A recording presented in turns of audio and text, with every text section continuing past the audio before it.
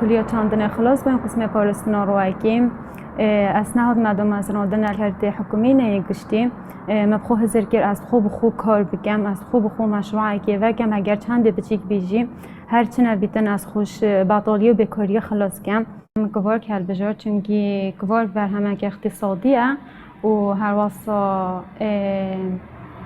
چاندن و جینه گلکی و زحمته بس پتوی جودریه که باش هیا او خو کوار حاج جواب که تازید کردن و دوید رطوبه هبیدن دوان هر دو او دیادجی دویدن اگر مروی جه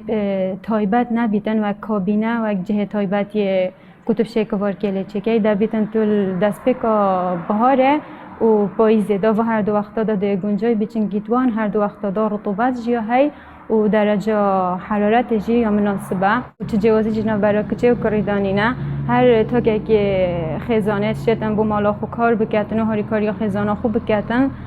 هر چند تشتکی بچیک جی بیتن هر باشن که مشروع هم گله که بچیکه بس پا الحمدلله باش همین یا خوش باطالی و بکاری خلاص کرد.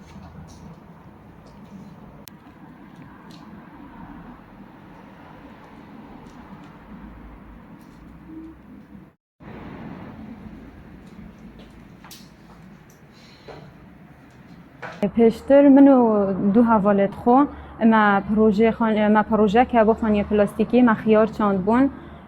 نوکه دا ویورزی دا مکریه بروکلی و المال جی از بخو کوار کن چیت کم وک مشروعه که بچیک من چیکریه هر چندم جه پیتوی جینی نه بس پا الحمدلله گلک جان یه بره وچی تو گلک جانیه چه بوین و اسمشا جیب خداند کن مجیت هین بازار کوار که باشل بازار گلک دخازیال سر هی بجور کو مشروع من یه بچی که هر چند کیسه کا پیکتن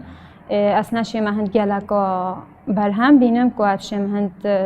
خدمات خلقی بکم کو اوجی فایده جی ببینن و اوجی فایده جی ببینن پلانم دست مشروع خوب برفرهته لیکم از پتوی کاریه ما و جهت پیوندی دار جی خلوان پروژه ساید بچیک کنه خدان